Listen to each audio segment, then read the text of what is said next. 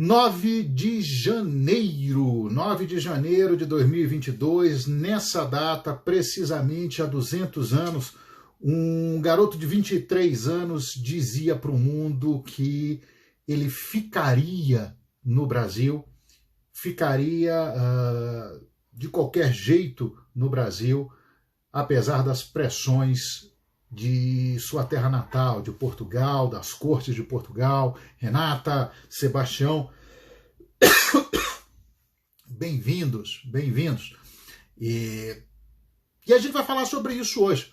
A gente vai falar sobre isso hoje. Para quem está chegando e tendo contato com as nossas lives pela primeira vez, essas lives elas ficam disponíveis no nosso canal no YouTube, Joanisval BSB, Joanisval BSB. Paulo, bem-vindo!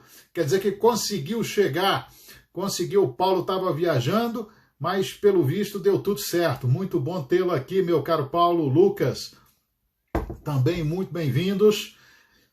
E a gente vai começar então. Já são 17h02 e a partir de agora as lives de 2022 vão ser um pouquinho diferentes daquelas dos anos anteriores. A gente não deve fazer durante algum tempo as efemérides, a gente não vai comentar os eventos da semana e vai passar direto para o tema, porque a ideia é que nós tenhamos lives mais curtas, nesse horário de 17 até no máximo 18, e para que a gente possa aproveitar também a conversa aqui com lives mais curtas sobre um tema específico. E como eu disse, as lives estão disponíveis no nosso canal no YouTube, Joanisval BSB, e essa live de hoje a gente começa falando desse tema fantástico que é o bicentenário do Fico, do Dia do Fico, né? É uma data que o país inteiro devia estar celebrando. O país todo devia estar comemorando essa data porque ela é muito representativa no nosso processo de construção da nação brasileira. Boa tarde, Einstein, do nosso processo de independência. Nesse sentido, eu fiz algumas anotações aqui. São poucas as instituições, pelo menos que eu tenho visto, que têm comemorado, que tiraram o 9 de janeiro para celebrar o Dia do Fico, né, para celebrar o 9 de janeiro de 1822, portanto há 200 anos, quando nossa independência passou por um momento significativo. E aí, nesse sentido, eu destaco muito o papel do Grande Oriente do Brasil, da obediência primaz da maçonaria, que hoje, lá no Rio de Janeiro, no Palácio do Lavradio, que é desde a década de 1840, foi até os anos 90, né, do século XX, foi a sede do Grande Oriente do Brasil. O Grande Oriente comemorou hoje o Dia do Fico, até porque a maçonaria foi muito importante, muito atuante. Maçons estiveram presentes em todo o processo de independência e, é claro, eu vou comentar sobre isso daqui a pouco também, estiveram presentes no Dia do Fico. Viu? Suzane, que tá pensando em escrever sobre isso, a maçonaria foi fundamental no processo de independência. Mais adiante a gente vai conversar sobre isso. E a Bia já colocou o link para o nosso canal no YouTube. Nosso canal, a canequinha, nosso canal no YouTube, Joanisval BSB, onde você vai encontrar, entre outras coisas, essas lives, as lives que nós fizemos desde agosto de 2020, né, com os mais diferentes temas, Brasil, história do Brasil, tem algumas sobre o processo de independência, a gente tem lives sobre espionagem, lives sobre questões contemporâneas. Então, nesse sentido, dê uma olhadinha lá, acompanhe o canal, curta o canal, né, divulgue, mande no grupo, no WhatsApp da família, dos amigos. Se você não gostar do canal também, mande para os seus desafetos, tá? Então, eu recomendo que você dê uma olhadinha lá. Falando do tema, portanto, né, antes de passar propriamente ao Dia do Fico, e eu vou comentar sobre isso aqui, Isabel, bem-vinda, eu quero aproveitar para fazer um anúncio, para anunciar os nossos mini cursos de 2022. Atenção, já está planejado o nosso conjunto de mini cursos até o final do ano já foi planejado e nós vamos começar 2022 com não um, mas 2 minicursos. A gente começar 2022 com um minicurso em fevereiro, 7 e 14 de fevereiro, e um outro minicurso em 7 e 14 de março. Então é fácil de guardar essas duas datas, né?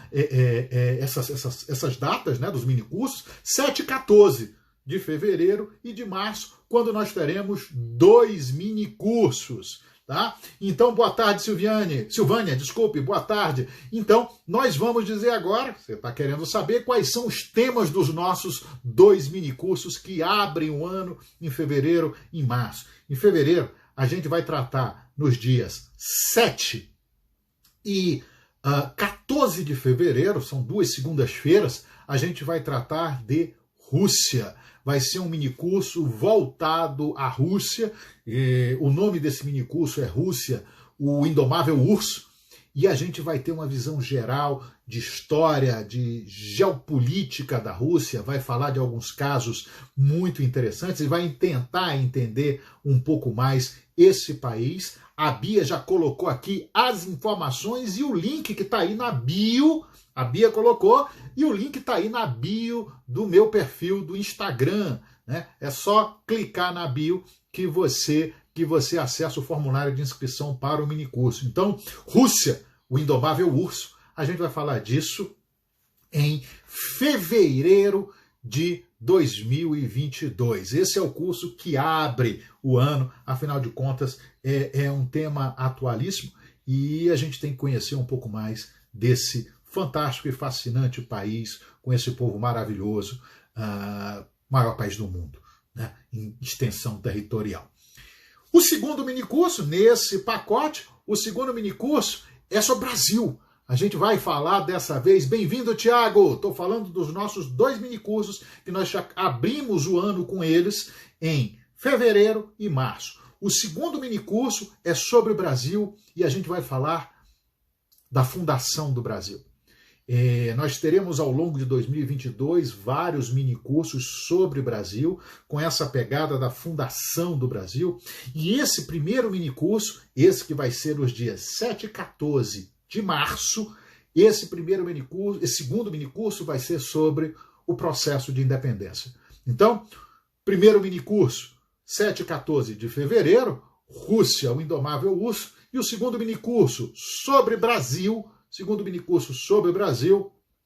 a fundação do Brasil, o processo de independência, 7 e 14 de março, esse daí, e tá muito legal. Eu já estou trabalhando nele, tô lendo muito sobre o nosso processo de independência, né? Nos autores consagrados, né? Oliveira Lima, por exemplo, estou lendo algumas biografias muito interessantes dos fundadores do Brasil, né? José Bonifácio, Dom Pedro I. Então vai ser um curso bem bacana, onde a gente vai descobrir um pouco mais sobre esse nosso país, que indubitavelmente é fascinante.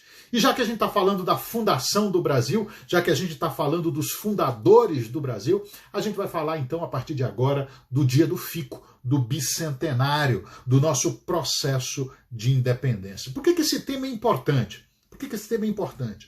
Apesar da maior parte dos brasileiros não terem a menor noção do que foi o 9 de janeiro de 1822, e apesar de nós estarmos muito deficientes como sociedade e como instituições em termos de comemoração, de celebração dessa data, é importante ter noção que o Dia do Fico é o grande divisor de águas do nosso processo de independência. O Dia do Fico, ele encerra uma primeira fase que começa com a independência do Brasil, de fato, a partir de 1808, com a chegada da família real, e ele dá início a uma segunda fase do processo de independência, que é aquela que vai se desenvolver a partir, efetivamente, de 1822. 1822 até 1825, quando a gente tem a consolidação do processo de independência. Então, é uma data muito importante. É uma data que, para alguns, em termos imediatos, você pode dizer que a independência do Brasil começou ali. O ano de 1822 começa no dia 9 de janeiro, para nós. E foi um evento feito efetivamente, o Dia do Fico foi feito pelos brasileiros. E aí eu quero destacar o seguinte, pelos brasileiros de nascimento e pelos brasileiros de coração. Porque a gente tem figuras muito importantes aí, como então a princesa do Brasil, né? Que depois viria a ser a imperatriz Leopoldina, né? A nossa princesa, a esposa de Dom Pedro, que viria a ser Dom Pedro I, o príncipe real naquele momento. Leopoldina foi fundamental no nosso processo de independência e foi muito importante também na construção daquilo que culminou no Dia do Fico. Brasileiros, então, de nascimento e de coração, como o nosso próprio primeiro imperador, Dom Pedro I. Pedro amava loucamente o Brasil. Ele viveu a maior parte da vida dele, ele chegou ao Brasil com 9 anos, e a maior parte da vida dele, de 1808 até 1831, ele viveu no Brasil. Ele era muito mais brasileiro que português ou que lusitano, efetivamente. E sempre deixou isso muito claro, mesmo com a abdicação, depois em cartas pessoais até, cartas pessoais para os filhos, cartas para amigos, ele sempre deixava muito claro a grande paixão dele, o grande carinho, o amor que ele tinha pelo Brasil. Então, sem dúvida nenhuma, foi um dos grandes brasileiros, é o pai da nação, efetivamente, um brasileiro de coração que foi Dom Pedro I. José Clemente Pereira, maçom e, sem dúvida nenhuma, um grande protagonista do nosso processo de independência, era também brasileiro de coração. José Clemente Pereira nasceu em Portugal, veio para cá, se casou com uma brasileira lá em São Paulo, depois foi para o Rio e, ao longo da vida, assumiu funções de Estado muito importantes neste país. José Clemente Pereira, outro brasileiro de coração. Bem-vindos, Dionísio, bem-vinda, Larissa. E nesse sentido, brasileiros de nascimento, como, sem dúvida nenhuma, o maior símbolo, o patriarca da independência, José Bonifácio de Andrada e Silva, mas não só ele, os outros irmãos Andrada também, né? O Antônio Carlos, que estava lá em Portugal participando depois das cortes, né? Defendendo o Brasil, um deputado brasileiro por São Paulo, nas cortes de Portugal. O Martim Afonso, né, de Andrada e Silva também, eram os 3 irmãos Andrada, que atuou tanto como ministro da Fazenda, inclusive, equivalente a ministro da Fazenda no Brasil independente, Joaquim Gonçalves Ledo, né, e outros tantos que protagonizaram essa separação entre Brasil e Portugal, que é um caso efetivamente único na história da humanidade. Eu fui anotando algumas coisas aqui, deixa eu ver se eu estou com as minhas anotações aqui, ou se já as perdi. Não as perdi. Né? Fui botando algumas coisinhas aqui para a gente lembrar. Mas como é que a gente chegou ao Dia do Fico, né? Grandes transformações aconteceram para a gente chegar naquele 9 de janeiro de 1822. Grandes transformações que refletiam as transformações do Brasil no século XIX, no começo do século XIX. A gente, em muito pouco tempo, passou de colônia a uma nação independente, a uma nação desenvolvida para os padrões da época, a uma nação que, de um momento colonial muito atrasado, dá saltos e se torna uma nação altiva e ativa no cenário internacional. E, nesse sentido, o grande marco, antes, é claro, dos acontecimentos de 1822, o primeiro grande marco dos acontecimentos de 1822, sem dúvida nenhuma, é a vinda da família real para o Brasil.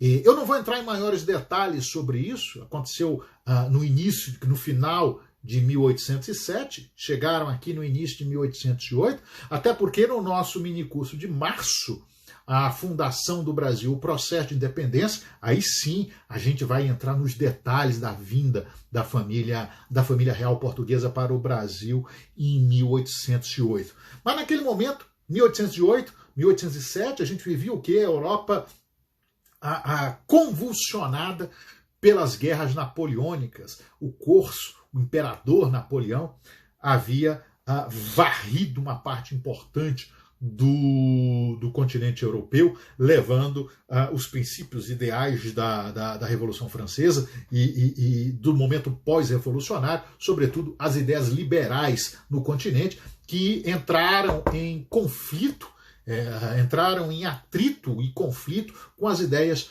tradicionais, as ideias do antigo regime, os estados absolutistas. E a Europa estava vivendo aquilo, e Dom João, um grande estadista, um dos grandes estadistas da nossa história.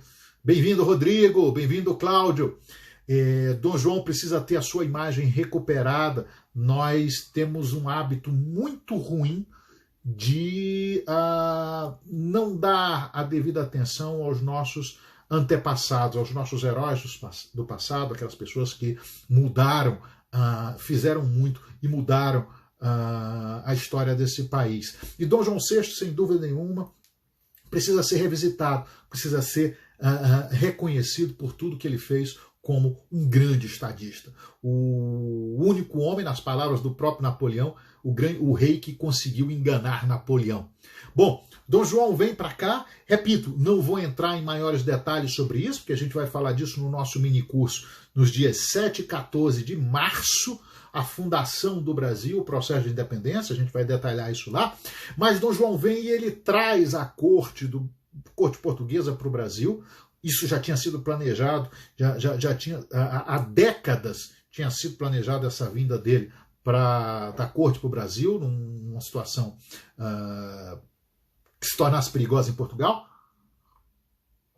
Minha canequinha aqui, né, do Alcebiades. O pessoal que gosta do Alcebiades está aqui. A minha canequinha. Olha aí, Bia. Minha canequinha que eu ganhei do Caneca Raiz. canecaraiz.com. Tem o perfil deles aqui no Instagram. Procurem o Caneca Raiz, porque essa canequinha aqui, eu tenho que agradecer, foi presente dos amigos do Caneca Raiz. Bom, a família real vem para cá.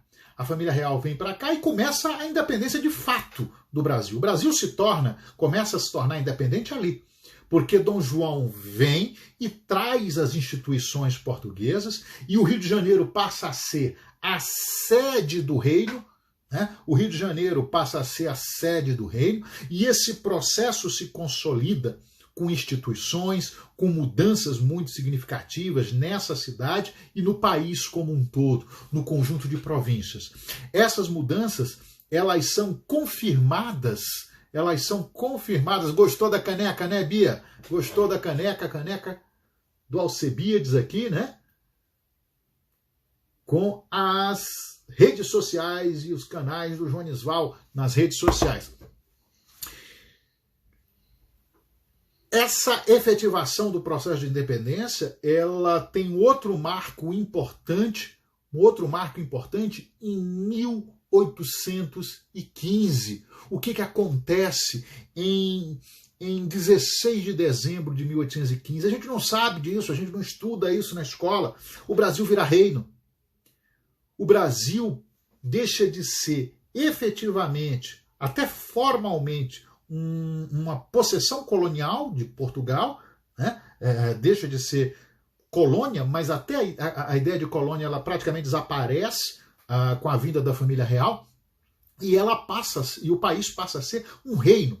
Então o Brasil já era uma nação estabelecida a partir de 16 de dezembro de 1815. A gente não estuda isso na escola, a gente não vê isso na escola, a gente passa de colônia para o império, mas não. O Brasil passou de colônia para reino, uma história muito peculiar. Nenhuma outra nação no mundo tem algo parecido. E detalhe, Reino Unido, de Portugal, Brasil e Algarves. E detalhe importante disso, o Brasil foi a sede do reino. O Rio de Janeiro era a sede do Reino Unido. O Rio de Janeiro era onde estava a corte do Reino Unido. E era no Rio de Janeiro onde estava o rei. Então, nesse sentido, é o único caso na história da humanidade em que há uma inversão. A antiga colônia se torna a sede e a metrópole, no final das contas, está lá do outro lado do Atlântico, sob ocupação britânica. Por quê? Napoleão é derrotado em Waterloo em 1815, né? Definitivamente exilado em Santa Helena.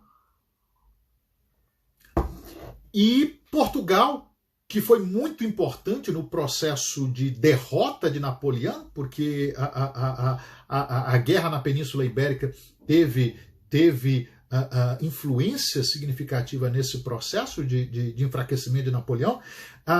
Portugal está ocupado pelos britânicos, está com um governo britânico ali, né? Claro que com apoio, como forma de apoio ao governo do Rio de Janeiro, mas de fato Portugal estava numa condição inferior à condição do Brasil, onde nós tínhamos a sede do reino, né? Ivan, Marcos, Flávia, bem-vindos, onde nós tínhamos a sede do Reino Unido de Portugal, Brasil e Algarves. Olha que coisa interessante, gente. 1815. O mundo está saindo das guerras napoleônicas. Em Viena, as potências vencedoras de Napoleão se reúnem para estabelecer a nova ordem internacional. E ali a gente tem representantes do Reino do Brasil, ou do Reino de Portugal, Brasil e Algarves. O rei estava aqui. E aquilo vai ser tão importante que a construção, por exemplo, do casamento do herdeiro do trono de Portugal, de Dom Pedro, né? Príncipe real, como era chamado, príncipe real, porque era o herdeiro do trono, vai ser costurada ali também, né? A gente tem em 1817 o casamento com a imperatriz, com a princesa Leopoldina, da mais tradicional casa europeia, da Casa de Habsburgo. E veja, o Brasil estava nesse contexto, entre as nações mais desenvolvidas, ou as nações mais significativas daquele momento histórico, lá no Congresso de Viena, né? Mas, ao mesmo tempo, Dom João tocava o reino daqui,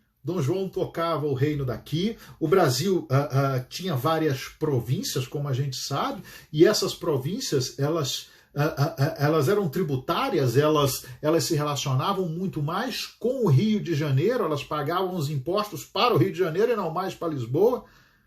A sede do reino era aqui. E os portugueses viviam ali, a partir de 1815, sobretudo, insatisfeitos. Os portugueses lá em Portugal queriam que o rei voltasse, queriam a volta do rei. Marquinhos, bem-vindo! Queriam a volta do rei exatamente para que Portugal retomasse o seu status, né, como potência europeia. Só que Dom João não queria ir. Dom João também era apaixonado por essa terra. Aqui ele se sentia bem, aqui ele se sentia livre, aqui ele se sentia rei. E ele foi muito bem acolhido pelos brasileiros. Então, Dom João não via a mínima vantagem em ter que retornar para Portugal. E ele percebia outra coisa. Dom João foi um grande visionário. Dom João, agora já era o rei, Dom João VI, a rainha havia morrido, né, Dona Maria I. Dom João via o Brasil como o Portugal do futuro. Dom João queria permanecer aqui. Dom João queria construir o seu império efetivamente aqui nos trópicos. E o Brasil era claramente percebido por ele como o nosso futuro. Bem-vinda, Adriana. Percebido por ele como o Brasil do futuro. Claro que quem estava em Portugal, sob ocupação, de fato, britânica, não gostou muito disso. E aí os acontecimentos vão se processando. Algumas províncias aqui também estavam imbuídas das ideias liberais, porque nesse momento Dom João era um monarca tecnicamente absolutista, né? Houve algumas revoltas nas províncias aqui, né? Mas o outro grande acontecimento, a gente falou de dois até agora. 1808, a vinda da família real. 1815, 16 de dezembro, a transformação do Brasil em Reino Unido, né? O status, a elevação do Brasil ao status de Reino Unido. E o terceiro grande evento antes desse nosso processo de independência, antes de 1822, é a Revolução do Porto, 24 de agosto de 1820. Também não vou entrar em detalhes sobre a Revolução do Porto, porque a gente vai ver isso no nosso minicurso 7 e 14 de março. Você pode fazer as inscrições por aqui. 7 e 14 de março, no nosso minicurso, a fundação do Brasil, o processo de independência. Ali a gente vai se divertir, a gente vai entrar em todos os detalhes. Esse vai ser o segundo minicurso de 2022, porque o primeiro vai ser Rússia, o Indomável Urso. 7 e 14 aí de fevereiro. Então nós vamos ter minicurso em fevereiro e em março, tá bom? A Bia daqui a pouco bota o link aqui, ou você também pode se inscrever pela bio do perfil. O que foi a Revolução do Porto? Sinteticamente, 24 de agosto de 1820. Foi um levante liberal. Os liberais, aqueles que estavam cidadãos portugueses na cidade do Porto, muito imbuídos dos ideais da Revolução Francesa, de reação ao absolutismo, resolvem ou se juntam e fazem um levante, uma revolução, e essa revolução se alastra pelo território português, chega até Lisboa, cortes são convocadas, né? Havia mais de 100 anos que as cortes não eram convocadas. O que eram as cortes? Era uma espécie de um parlamento, né? Onde os três estados, o clero, a nobreza e o terceiro estado estavam representados.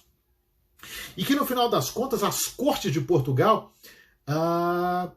se transformaram numa constituinte, num congresso constituinte, numa assembleia constituinte. Então a Revolução do Porto, ela ganha essa magnitude a partir de agosto, 24 de agosto de 1820, e ela promove uma série de mudanças liberais em Portugal.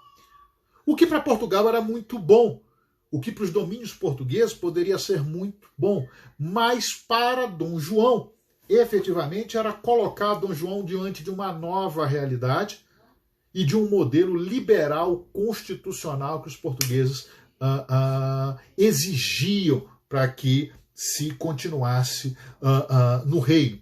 Essa revolução ela teve um apoio automático de todo mundo, praticamente, em Portugal, e até de algumas províncias no Brasil. Por exemplo, o Pará é a primeira já a declarar apoio às cortes, depois a Bahia, algumas outras províncias, o Maranhão também vê com bons olhos, né, o que estava acontecendo, né, em Portugal. E aí essas cortes começam a trabalhar e começam a exigir algumas coisas da sede do reino que estava aqui no Rio de Janeiro, né? Eles começam a pressionar Dom João, primeiro, para que Dom João jurasse a Constituição, né? E isso era muito estranho na época, porque as cortes adotaram as constituições de Cádiz, de 1812, da Espanha, provisoriamente. E no início de 1821, final de 1820, início de 1821, houve as cortes produziram um documento preliminar que eram as bases da Constituição que seria aprovada e seria discutida ali pelas cortes. Essas bases da Constituição estabeleciam um governo liberal sob o regime parlamentar controlado pelas cortes, e estabelecia uma série de limitações ao rei, que deixava de ser absolutista, e faziam algumas outras exigências, e talvez a mais importante delas aí seria o retorno do rei para Portugal. O que os portugueses diziam? Bom, a ameaça de Napoleão foi contida há 5 anos. Napoleão não representa mais nenhum problema. Portugal está aqui. Então o que nós temos que fazer? O rei tem que voltar. O rei tem que voltar. E é isso que é o grande mote das cortes pressionando. Aqui no Brasil, como eu disse, algumas províncias aderem, alguns portugueses que aqui viviam gostaram da ideia. Nós temos também os militares aqui, sobretudo a divisão auxiliadora do general Jorge Alvarez aqui, que era a grande força militar no Rio de Janeiro, né? O Jorge Alvarez era o comandante de armas aqui no Rio, e também apoiam a Revolução do Porto, a Revolução Constitucional do Porto. E aí eles começam a mandar uma série de ordens, por exemplo, mudanças na escolha das juntas governativas das províncias. O presidente da junta, né, que seria o equivalente, guardadas as proporções, a um governador do estado, não seriam mais escolhidos pelo rei, mas sim pelas cortes em Portugal. Os comandantes de arma, quer dizer, os comandantes da região militar ali, também seriam escolhidos e renderiam a fidelidade às cortes em Portugal. Ou seja, o que as cortes fazem? Tentam pôr ordem na percepção deles no Império Português. E aí isso vai afrontar diretamente Dom João. Em última instância, o que as cortes também pregavam, ainda que muitas vezes não abertamente, apesar de haver discursos de deputados portugueses propondo isso, seria o restabelecimento do pacto colonial. Lembra que você estudou sobre pacto colonial na escola? Pacto colonial, em síntese, era aquele instituto por meio do qual o Brasil só poderia, a colônia, Brasil, portanto, colônia, só poderia fazer comércio através ou por meio de Portugal, da metrópole. O Brasil não poderia ter um comércio, por exemplo, com os ingleses, com os austríacos, com os franceses, né? Tudo teria que passar por Portugal. Ou seja, estaremos retornando ao nosso status colonial. Qual é a primeira coisa que Dom João faz quando chega no Brasil, em 1808? Abertura dos portos. O que é a abertura dos portos? A gente tem uma live sobre isso, lá no canal, no YouTube, Joanisval BSB. Joanisval BSB, tem nossas lives todas lá no YouTube. Dom João abre os portos em 1808. Tecnicamente, isso queria dizer que o Brasil agora estava livre para ter relações com quaisquer países amigos, né, quaisquer países que desejassem. As cortes, a partir de 1820, queriam o contrário. Queriam, não, vamos restabelecer o pacto colonial. E aí o que a gente tem a partir de 1820 é um processo conflituoso entre as cortes e Dom João. Um conflito entre portugueses liberais e portugueses, e aí quando eu falo agora de portugueses, eu falo de todos os súditos do Império, absolutistas. E um conflito entre portugueses e brasileiros, portugueses que queriam que o Brasil retornasse ou retrocedesse ao status de colônia, né? E exigiam a volta a Portugal. Nesse sentido, repito, Marcos, bem-vindo, repito, a maior parte do contingente militar aqui no Brasil era português e estava com as cortes. Então, Dom João ficou numa situação muito delicada. Situação, de fato, delicadíssima a partir de 1800, do final de 1820 e 1821, e resistiu até onde pôde a retornar à ordem de retorno a Portugal.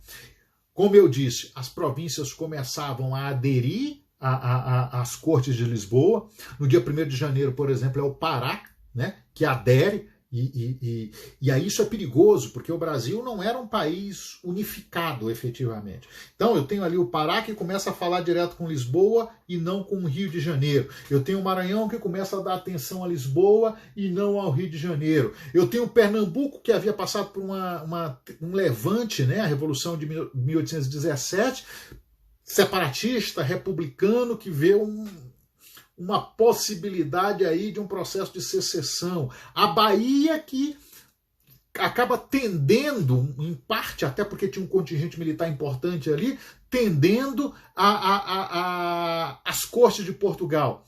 No final das contas, Dom João estava quase que ilhado no Rio de Janeiro, né? Quase que ilhado no Rio de Janeiro, né? E as cortes aumentando a pressão. Minas Gerais tinha um status muito particular, muito independente, né? Era quase um governo autônomo, né? São Paulo também titubeando ali, acompanhando os acontecimentos, mas o fato é que as cortes começam a produzir leis, começam a produzir normas. Eu disse que era uma Assembleia Constituinte. Então, por exemplo, eu anotei aqui, em 30 de janeiro de 1821, as cortes decretam a formação de um conselho de regência em Portugal, né, para exercer o poder executivo, em nome de Dom João. De fato, o que eles dizem? Se você ficar aí, se Vossa Majestade ficar aí, isso vai ser um problema seu, porque Portugal vai continuar aqui, vai estabelecer um governo efetivamente, uma regência, e as províncias vão começar a conversar com Lisboa, ou passam a se submeter a Lisboa, e não mais ao Rio de Janeiro. E aí, em 18 de fevereiro, tem uma determinação interessante das cortes. Já que Vossa Majestade está titubeando, então que mandem já de imediato o garoto brasileiro, o príncipe herdeiro, Dom Pedro. Isso já em 18 de fevereiro de 21, né? 11 meses antes do fico, né? E Dom João segurando aquela pressão, ele não queria ir, ele sabia que se ele fosse, ele ia virar refém das cortes. Mas em 26 de fevereiro, a guarnição militar no Rio de Janeiro declara-se efetivamente a favor dos revolucionários do Porto, das cortes portuguesas, e aí é uma pressão muito grande a Dom João. Eles fazem Dom João e Dom Pedro também jurarem a Constituição. E o que era aquilo? Uma Constituição que ainda não existia. Jurarem as bases da Constituição.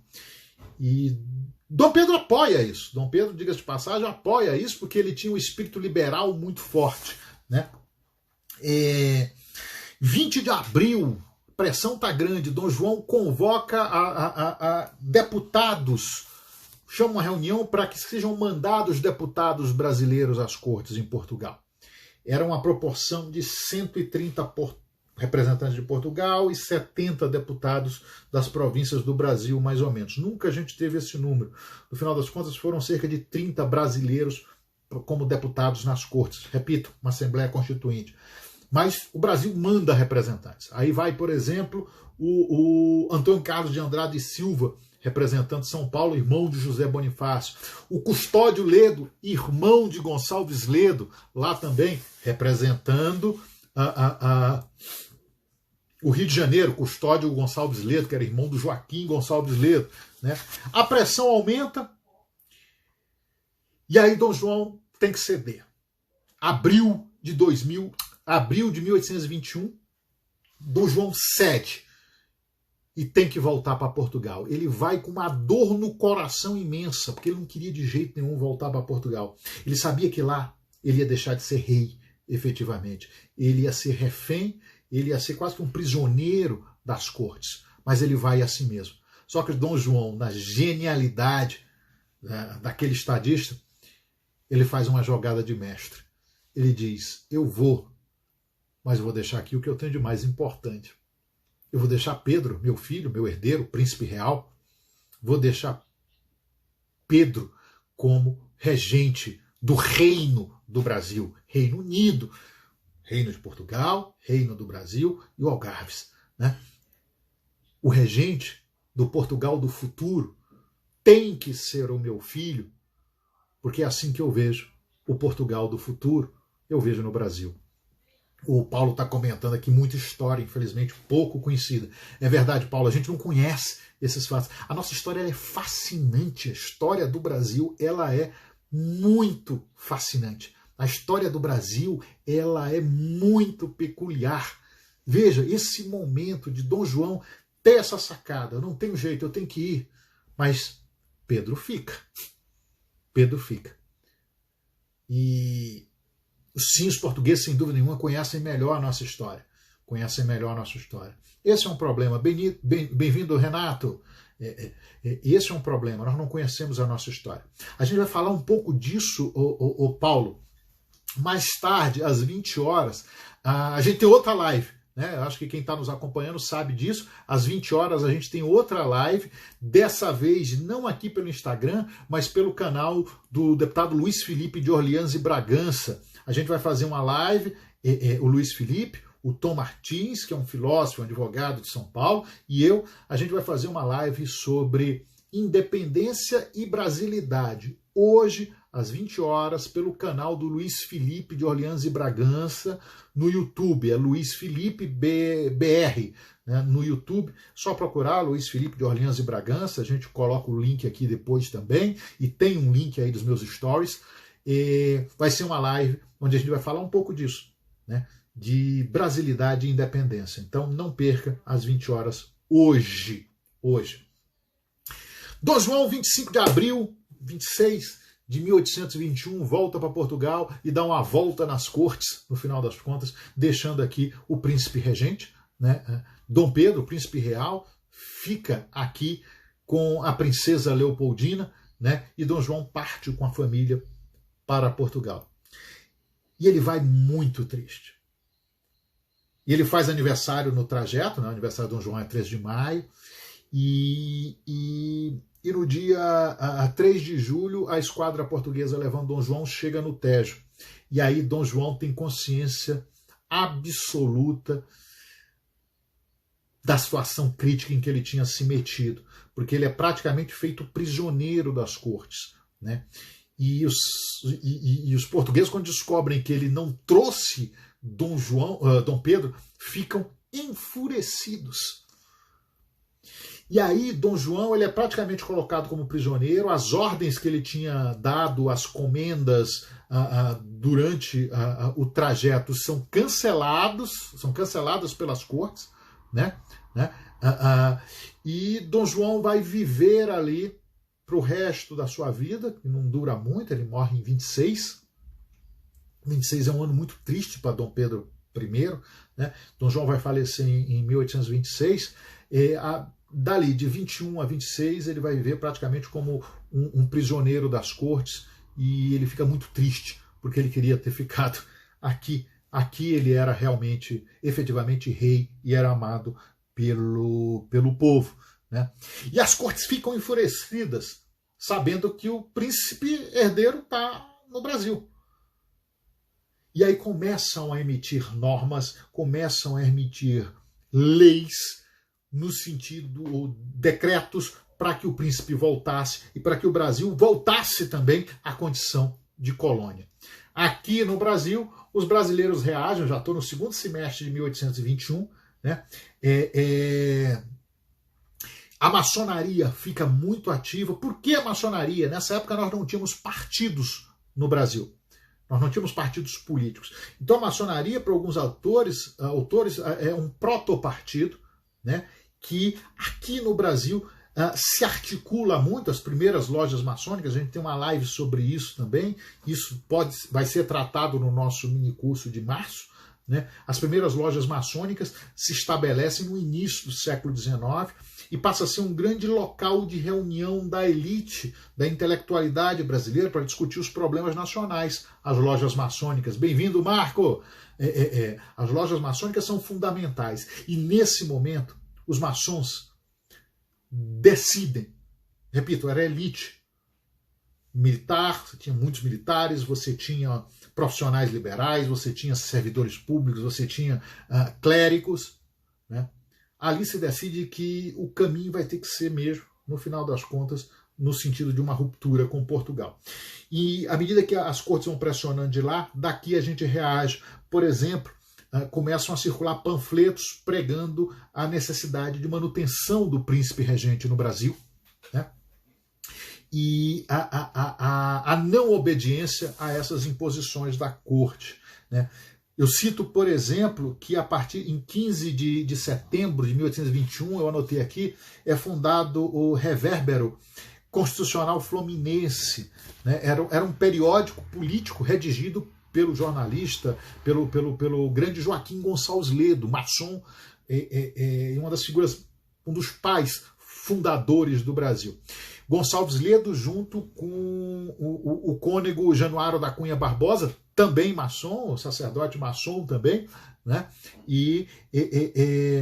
Era um documento, era um periódico que trazia ideias constitucionais, né, e independentistas.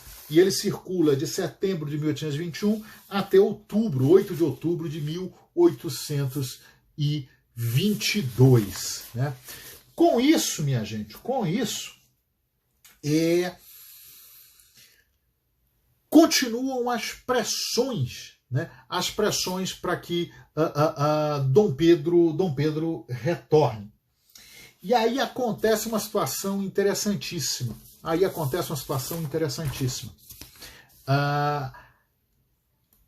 Portugal está pressionando, as cortes estão pressionando, os brasileiros reagem, o príncipe reage, a princesa Leopoldina, outra figura histórica fascinante, uma mulher sensacional, como eu digo desde sempre. Não é de hoje que eu digo isso, não. Eu digo isso há mais de 15 anos. A primeira mulher a governar o Brasil, né? Dona Leopoldina também percebia a importância de que Pedro ficasse no Brasil e de que Pedro percebia como quase um movimento sem volta que o Brasil se tornaria independente. Né? Minha canequinha. Então, no segundo semestre, a gente tem uma movimentação muito forte de brasileiros para que o príncipe permanecesse aqui. Maçonaria é protagonista nisso. 29 de setembro, em 29 e 30, a gente tem 2 decretos de Lisboa, 2 decretos produzidos pelas cortes. E aí a gente já está chegando no fico, que estabelecem o seguinte: o primeiro decreto diz que o príncipe deve voltar imediatamente para Portugal. O decreto dizia isso: ao receber essa ordem, ao chegar o decreto, ao tomar ciência, o príncipe deve voltar imediatamente para Portugal, nem que seja à força. E esse decreto e as cortes estavam pregando que o príncipe deveria voltar para Portugal e passar um tempo viajando pela Europa para aprender, né, um pouco sobre a Europa. Eles tratavam Dom Pedro como se fosse um adolescente. Né?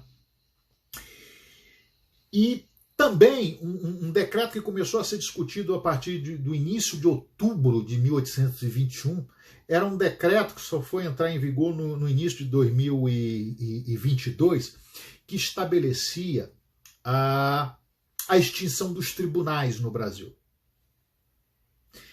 Quando a gente fala da extinção dos tribunais, a gente está falando efetivamente da extinção do aparato público no Brasil. Eram mais de 2.000 servidores públicos só no Rio de Janeiro naquela época, né? E com isso, os tribunais, Receita, departamentos, tudo isso passariam ao controle de Lisboa. Dá para entender a dimensão, desse decreto das cortes portuguesas? Esse decreto acabava com as instituições do Brasil, as instituições públicas do Brasil, muitas delas estabelecidas com a vinda de Dom João VI e consolidadas a partir do estabelecimento do Reino Unido, em 1815. Simplesmente, de uma hora para outra, dizia: estão extintos todos os tribunais. Os desembargadores, ministros, juízes, todo mundo, o aparato do Estado vai para a rua, vai ser substituído e as decisões passam a ser a partir de Lisboa. Né? Esses eram os 2 decretos. Isso chega no Brasil. E no dia 9 de dezembro de 1821, chegam ao Brasil essas cartas de Lisboa com esses decretos. Né? Pedro recebe aquilo e fica chocado. É uma ordem expressa para ele voltar imediatamente para Portugal.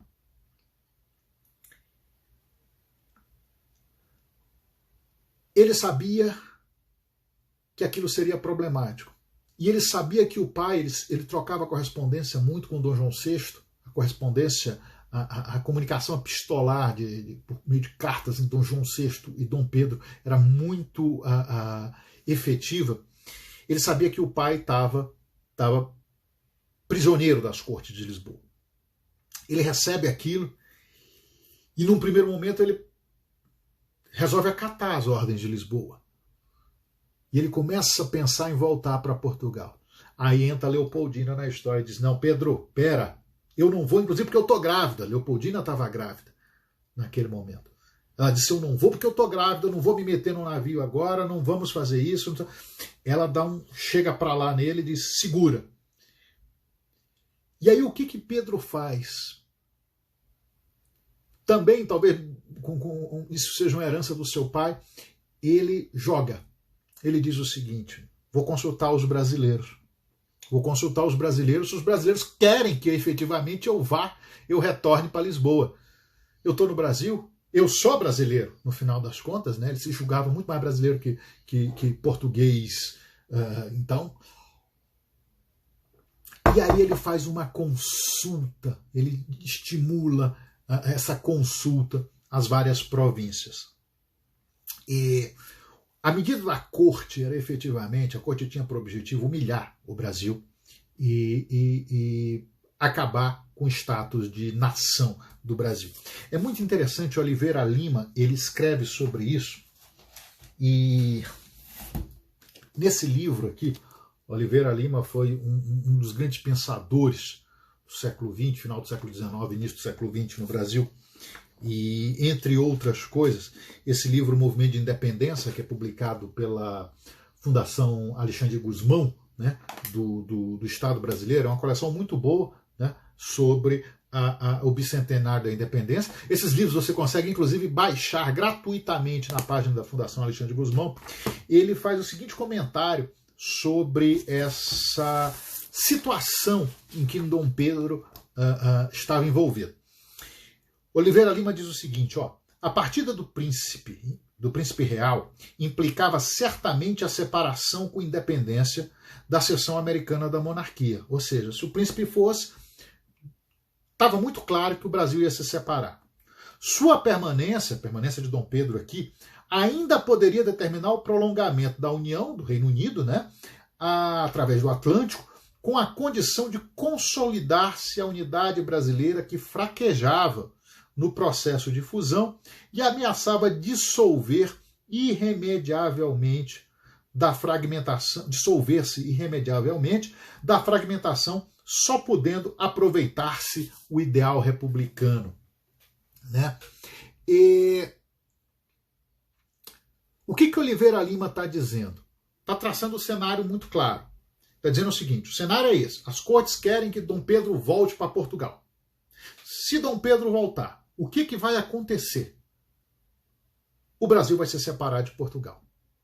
O Brasil vai se separar, e o Brasil vai se separar não como uma única nação, mas como várias nações, como são as nossas nações irmãs da América Latina, como várias nações, e num processo republicano.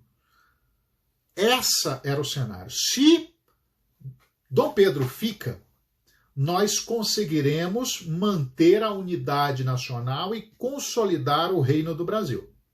Se Dom Pedro fica, o Brasil se mantém unido. Como de fato aconteceu? O Brasil se mantém unido e o Brasil se mantém sob a monarquia dos Bragança. Se ele for, acabou. Essa era uma percepção muito clara na época entre a maior parte dos brasileiros e até portugueses que aqui viviam. Então, era claro que se Dom Pedro fosse, ia haver um rompimento com Portugal. E aí Dom Pedro consulta, então, os brasileiros. Dona Leopoldina ela é muito incisiva nisso. Ela trabalha nos bastidores para que Dom Pedro não fosse, né? E José Clemente Pereira, presidente das câmaras, da Câmara do Senado aqui, né? Que era a Assembleia no Rio de Janeiro. José Clemente Pereira, português de nascimento, brasileiro de coração, um maçom muito ativo, faz o movimento para coleta de assinaturas no Rio de Janeiro, né? E são mandados emissários para as províncias para reunir a posição das várias províncias e dar uma resposta a Dom Pedro se ele ficaria ou não no Brasil. Né? Em Minas, por exemplo, Paulo Barbosa da Silva ele parte no dia 20 de dezembro, um pouquinho antes do Natal, para angariar o apoio dos mineiros. Minas era fundamental ali, Minas era fundamental. E aí o que acontece? O Paulo Barbosa da Silva vai para Minas Gerais e à medida que ele vai passando pelas cidades, ele vai reunindo as cartas, as petições das dos vários governos, né, das câmaras das cidades, né, das cidades mineiras.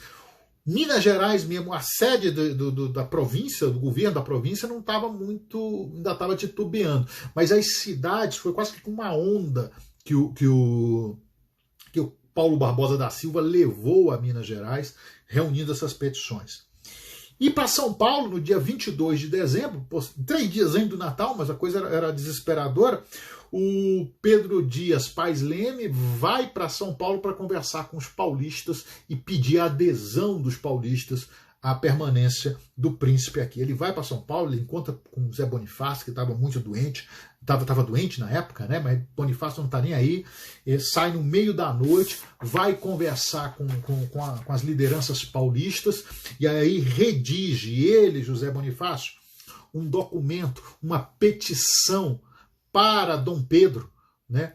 E com a manifestação dos paulistas. José Bonifácio era vice-presidente da província, né? Era quase que equivalente a vice-governador do estado, né? E ele redige aquele documento e é muito interessante. Só vou ler um trechinho, né, das palavras de Bonifácio, porque são muito expressivas aí, né?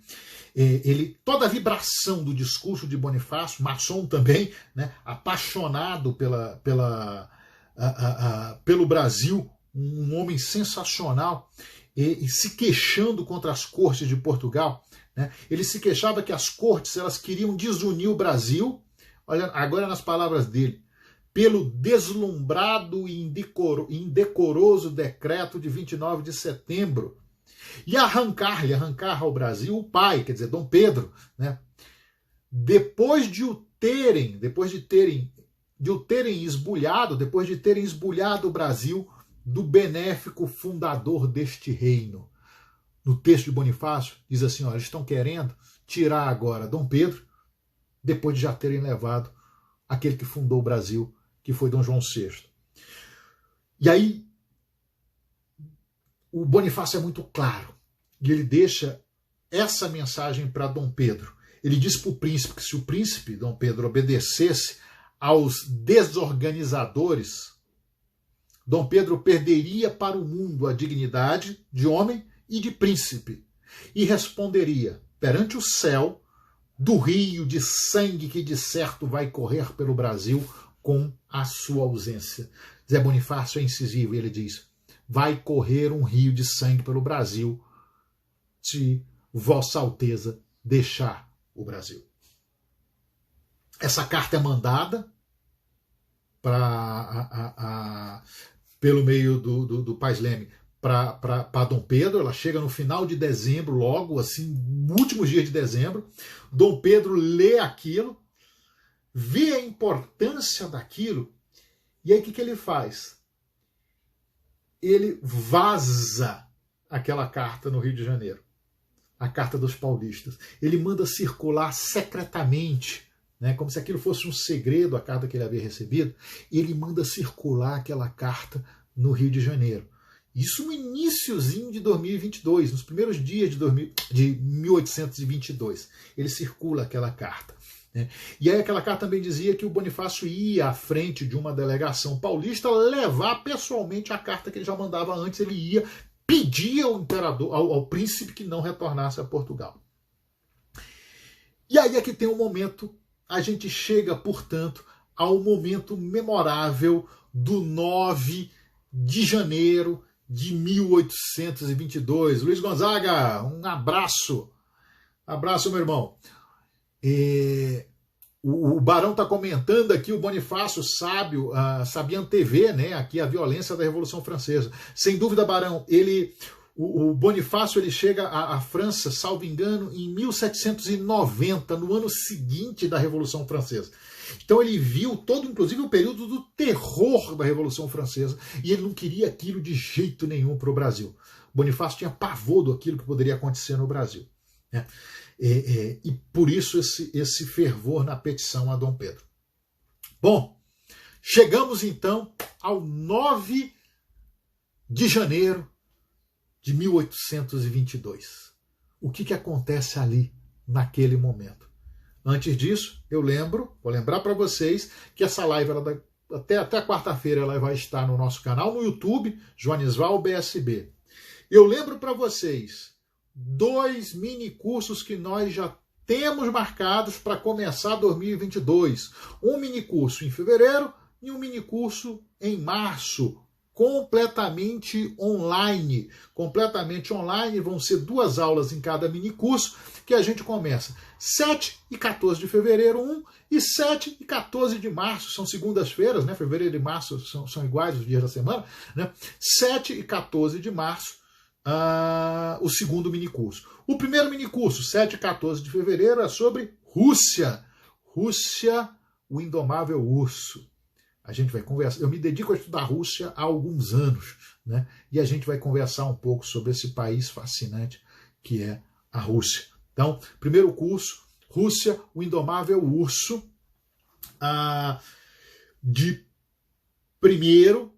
dia 7 e 14 de fevereiro de 2022. A Bia está dizendo aí, os links estão nas inscrições dos minicursos, na bio. Bia, se você puder botar o nosso link aí do Linktree, né? Linktree/Joanisval, que ajuda o pessoal também, para quem quiser ver, manda mensagem para mim também, quem quiser se inscrever. O segundo minicurso, esse é sobre Brasil, é onde a gente vai detalhar muito o que a gente está falando aqui. O segundo minicurso é sobre a fundação do Brasil. E é o primeiro módulo dessa série de cursos sobre a fundação do Brasil. A fundação do Brasil, esse primeiro minicurso sobre o Brasil, o processo de independência. A fundação do Brasil, o processo de independência, que vai ser nos dias 7 e 14 de março. E você já pode se inscrever para o nosso minicurso 7 e 14 de março, sobre a fundação do Brasil, o processo de independência, e para o minicurso de 7 e 14 de fevereiro, sobre Rússia, este indomável urso. Então, segundo aviso, os minicursos. E o terceiro aviso, às 20 horas, hoje, pelo canal do deputado Luiz Felipe de Orleans e Bragança, nós teremos uma live com Luiz Felipe, com Tom Martins, de São Paulo, lá um jornalista, um filósofo, advogado, e comigo. A gente vai falar sobre independência e brasilidade, sobre esses valores que nós temos perdido ao longo dos anos. Então ficam esses 3 recados aí, esses 3 recados. Obrigado.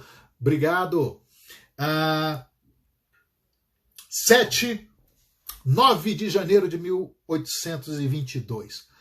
O príncipe havia feito a consulta às províncias e havia marcado com José Clemente Pereira, o presidente do Senado da Câmara do Rio de Janeiro, havia marcado uma audiência, uma sessão, e os fluminenses iam ao Paço Imperial, o futuro Paço Imperial, ao Paço da Cidade, para apresentar a sua petição também ao príncipe regente.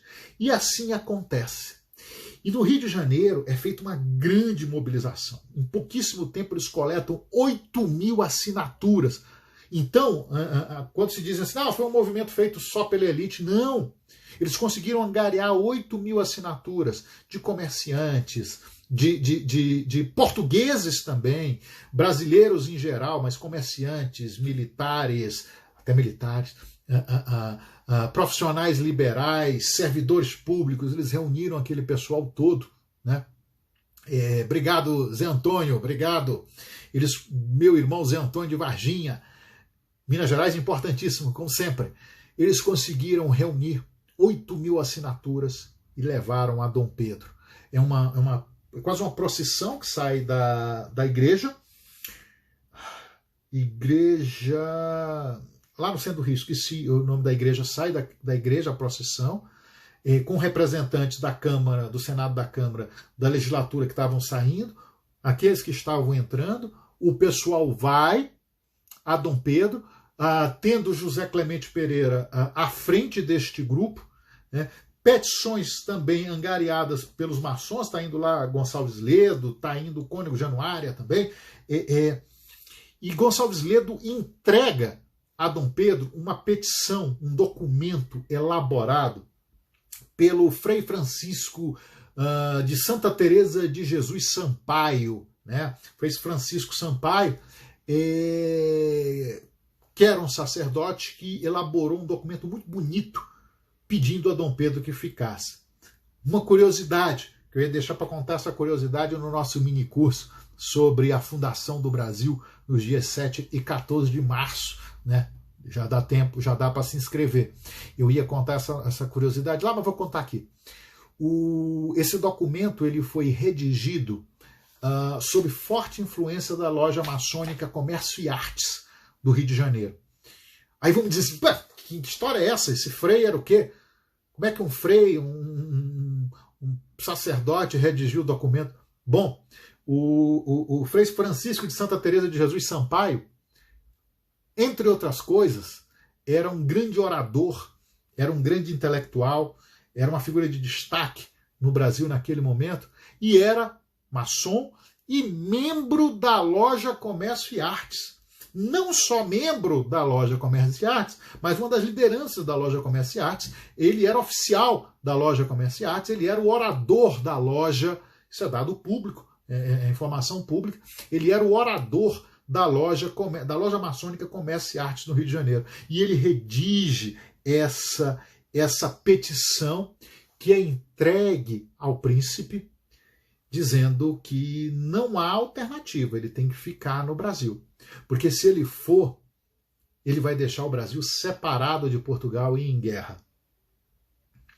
E aí José Clemente Pereira, também maçom e membro da loja Comércio e Artes, ele reforça isso, né? E ele pede para o príncipe suspender a partida dele naquele momento. E aí tem outro episódio interessante, já caminhando para concluir. Galdino, meu caro, bem-vindo. Marcele também. Tem um outro, Fran, tem um outro episódio interessante. Alguns colegas, até historiadores, comentam, afinal, o FICO foi 9 ou 10 de janeiro. Por quê? Porque esse evento aconteceu no dia 9. Aí foi redigida uma ata daquela sessão, onde o príncipe, diante do clamor dos fluminenses e do restante do país para que ele permanecesse, ele diz o seguinte: convencido de que a presença da minha pessoa no Brasil interessa ao bem de toda a nação portuguesa, o Brasil pertencia também, e conhecido que a vontade de algumas províncias assim o requer, demorarei a minha saída até que as cortes e meu augusto pai e senhor deliberem a este respeito com perfeito conhecimento das circunstâncias que têm ocorrido. Ele diz isso é registrado na ata, ele teria dito isso, né? Isso é registrado na ata de 9 de janeiro do Senado da Câmara do Rio de Janeiro. E ele só diz ali que ele vai adiar a partida. José Clemente Pereira faz um movimento e diz, não é isso. E aí no dia seguinte, inclusive, ele manda corrigir essa ata e dizer, não foi isso que o príncipe falou. Esse negócio está muito pomposo, dizendo que o príncipe falou isso. O príncipe não falou isso, não. O príncipe falou outra coisa. E é isso que os biógrafos, os historiadores assinalam que ele realmente teria falado. O príncipe fala o seguinte... E aí a frase que todo mundo conhece, alguns dizem, não foi isso, não foi. O importante é que na ata do dia 10 de janeiro de 1822, na ata do Senado da Câmara, foi registrado isso. E o príncipe diz aquela famosa frase: se é para o bem de todos e felicidade geral da nação, estou pronto, diga ao povo que fico. E quando ele diz isso, aí você tem a festa. Aí as pessoas... milhares de pessoas em frente ao Paço, hoje Paço Imperial, lá no centro do Rio de Janeiro, né? Ali comemorando, celebrando a presença a decisão de Dom Pedro de ficar. o Clemente Pereira vai, anuncia da sacada essa decisão do príncipe de ficar. E aí depois Dom Pedro vai para a sacada e diz para o pessoal, agora vocês podem se tranquilizar, eu os peço só união e tranquilidade, né? União e tranquilidade. Isso vai ser o nome da segunda loja maçônica do Grande Oriente do Brasil, a loja União e Tranquilidade, fundada em 1822. Né? Só uma questão, como é que estavam os militares nessa história toda? Os militares estavam a favor de Portugal. A divisão auxiliadora, comandada pelo general Avilés, estava lá, mas não fez nada. Se conteve. Ali. Eles só vão reagir no dia 11 de janeiro. Mas aí a decisão do príncipe já estava tomada. Aí eu não vou entrar também em detalhes, eu vou falar disso no nosso mini curso, né? Mas há uma tentativa de levante dessa divisão auxiliadora, e eram 2.000 homens bem armados, bem treinados, mas aí nesse mesmo levante as tropas vão começar a se reunir ali no Campo de Santana, no Rio. A população brasileira se junta, a população do Rio, e mais de 5.000 pessoas vão para fazer frente a qualquer movimento da auxiliadora, da divisão auxiliadora. E aí se vê diante de um grande atrito no dia 11, de 11 para 12 de janeiro. Né? Se os militares forçassem, ia ter derramamento de sangue. Tinha uma curiosidade. Eles eram bem treinados e estavam bem equipados, mas quem estava com a pólvora, quem controlava os a pólvora lá no Jardim Botânico, né, eram os brasileiros. Então eles não teriam, os portugueses não teriam pólvora suficiente para lutar muito tempo. E aí o que acontece? Se chega dentro desse brilhantismo luso-brasileiro, se chega a um acordo e a divisão auxiliadora não intervém e passa para Niterói. Vai para Niterói e depois vai deixar o Brasil ali sob pressão de Dom Pedro. Dom Pedro dá 24 horas para eles deixarem o Brasil e eles vão embora. Né? Mas isso acontece a partir do 9 de janeiro. Eu não vou entrar em maiores detalhes sobre isso, como é que acontece, o processo de independência vem depois. O que é importante a gente ter em mente é que foi ali o grande momento. Quando ele diz, eu vou ficar, os brasileiros percebem que era questão de muito pouco tempo essa separação com Portugal e que nós já tínhamos condições de seguir em frente como nação independente. Qual é o legado do dia do fico? Qual é o legado do 9 de janeiro, que nós conhecemos tão pouco, que hoje comemora 200 anos?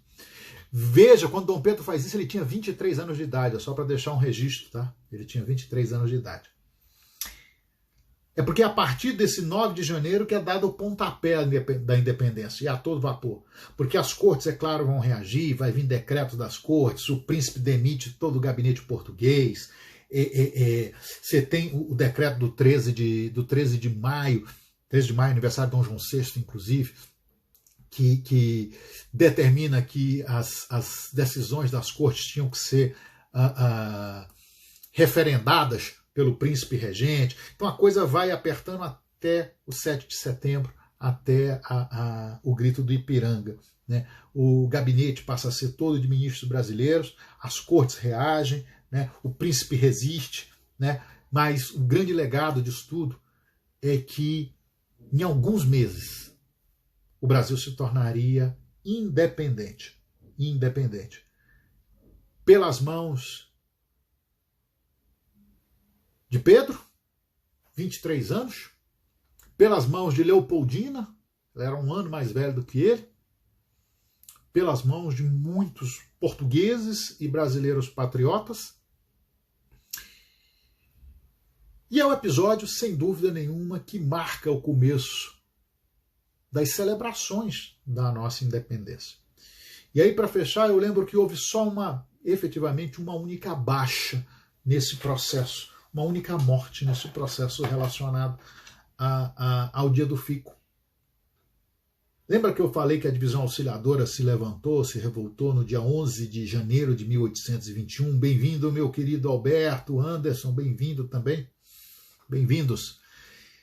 Pois é, em meio àquela confusão que estava o Rio de Janeiro naquele momento, Dom Pedro decidiu mandar a princesa, em comum acordo com Leopoldina, é óbvio, eles decidiram que a princesa deveria ir com as crianças para a fazenda em Santa Cruz.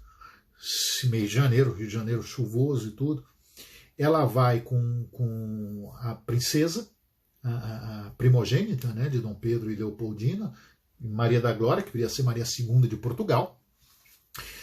Ela vai grávida e ela vai praticamente sozinha com as crianças. O nego desapareceu ali na hora, né?